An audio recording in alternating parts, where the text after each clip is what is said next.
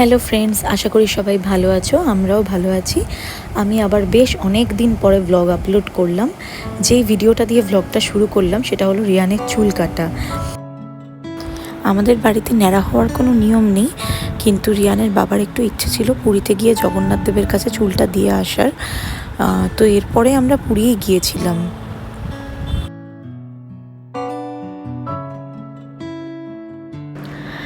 এটা পুরী যাওয়ার দিন ট্রেনের মধ্যে। রিয়ানের এই সময় শরীরটা খুব খারাপ ছিল, মানে ওর ডায়রিয়া হয়ে গিয়েছিল, আর সেটা মারাত্মক বাজে রকমেরই হয়েছিল।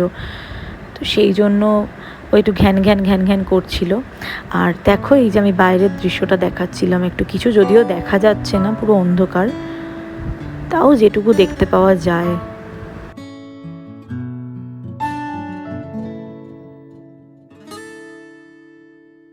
হ্যালো, এটা ভয়েস ওভার দিতে হলো। আর আমরা পুরী পৌঁছে একদম এই যে স্টেশনে ছবি তুলেছিলাম সেই ছবিগুলো দিলাম। এটা আমরা হোটেলের সামনে পৌঁছে গেছি। আমরা ছিলাম ক্যামেলিয়াতে, স্বর্গদ্বারের খুব কাছেই হোটেলটা। এত ভোরবেলা আমরা পৌঁছে গিয়েছিলাম যে ওরা গেট খোলেনি, আর ভেতরে একটু জিজ্ঞেস করতে গিয়েছিল যে গেটটা এই সময় খোলা যাবে কি না। তো ততক্ষণ আমি একটু রাস্তাটা দেখাচ্ছিলাম। আর সমুদ্র তো এই সময় দেখা যাচ্ছে না, মানে আমি সমুদ্রের কাছাকাছি ছিলাম না, একটু দূরেই, তো অন্ধকারের মধ্যে দেখাই যাচ্ছিল না। আর রিয়ান দেখো বাবার কোলে চুপ করেছিল, ওর কিন্তু কোনো প্রবলেম করেনি এত ভোরবেলা উঠে পড়তে।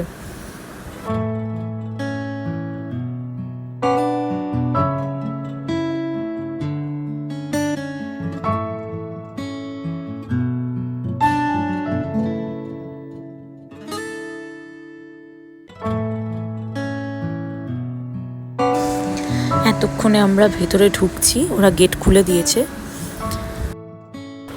অনেকে রিসেপশনের দিকে যাচ্ছিল, তো এই সময় আমি ভাবলাম ক্যামেলিয়ার গার্ডেনটা একটু তোমাদেরকে ঘুরিয়ে দেখিয়ে দিই।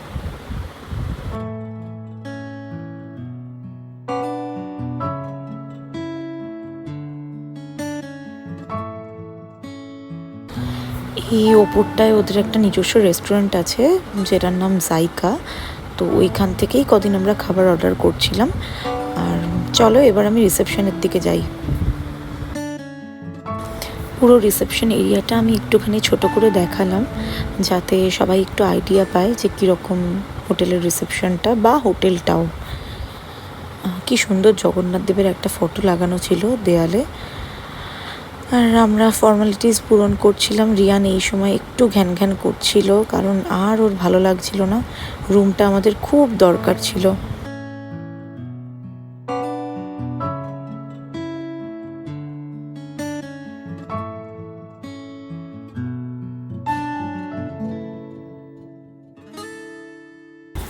এই সময় ওই প্রায় 5:30 মতো বাজছিল। আমরা এরপর রুমে যাব, সব ফর্মালিটিস কমপ্লিট হয়ে গেছে। রুমের দিকেই এবার যাচ্ছিলাম। তার আগে আরেকবার গার্ডেনটা দেখিয়ে দিলাম। এবার লিফটে উঠব।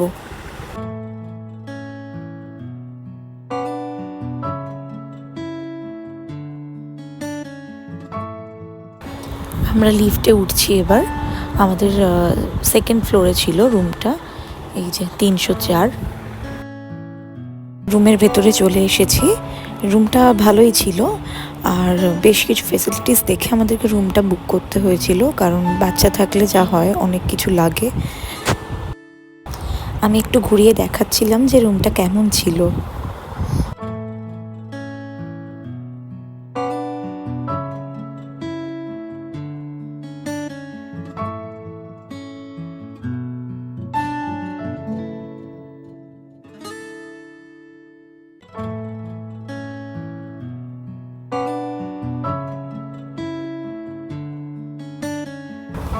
আমার অবস্থা খুব বাজে ছিল ওই ভোরবেলা ঘুম থেকে উঠে, আর রাতেও খুব ভালো ঘুম হয়নি, রিয়ানের শরীরটা ঠিক ছিল না বলে।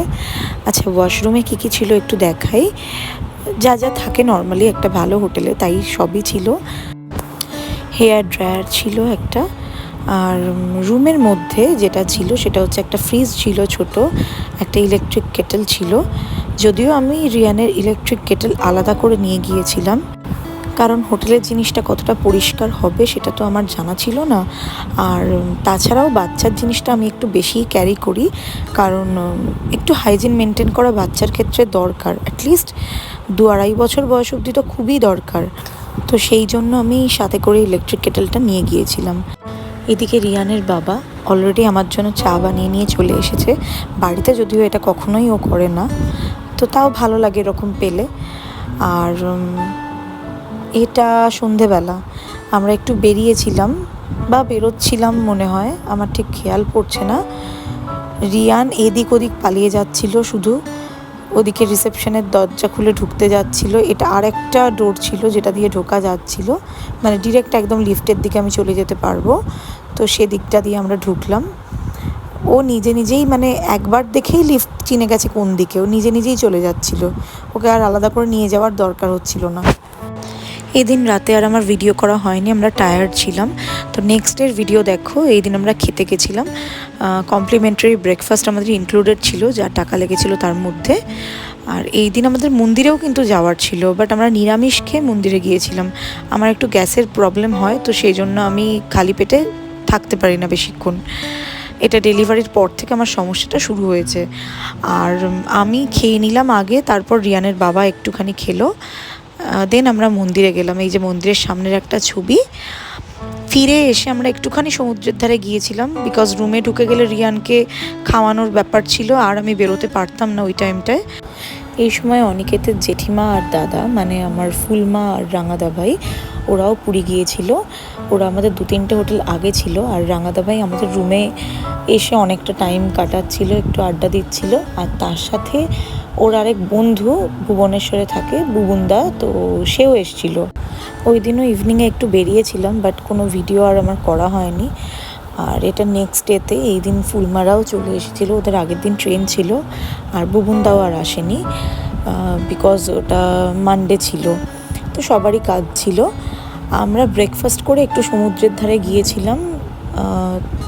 তো রিয়ানকে দেখো শুধু, ও একা একা একবার খালি ছাড়া পেয়েছে, বালির ওপর দিয়ে চলেই যাচ্ছে হেঁটে হেঁটে, মানে মনে হচ্ছে একাই হোটেলে পৌঁছে যাবে। আর এদিকে ওর বাবাকে দেখো, বালি নিয়ে বসে বসে খেলা করছিল। রিয়ান এই কদিন ওর বাবাকে কাছে পেয়ে ভীষণ খুশি হয়েছিল। আসলে বাড়িতে এতটা পায় না তো ডিউটির জন্য, ওখানে পেয়ে বাবাকে একটুও ছাড়ছিল না। আর আমরা কদিন কি করলাম, এই যে ফটোস একটু শেয়ার করেছি। আশা করি ফটোগুলো তোমাদের ভালো লাগবে। আর যদি ভিডিওটা ভালো লেগে থাকে তাহলে please like, share and subscribe করে দিও। সবাই ভালো থেকো, টাটা, টেক কেয়ার।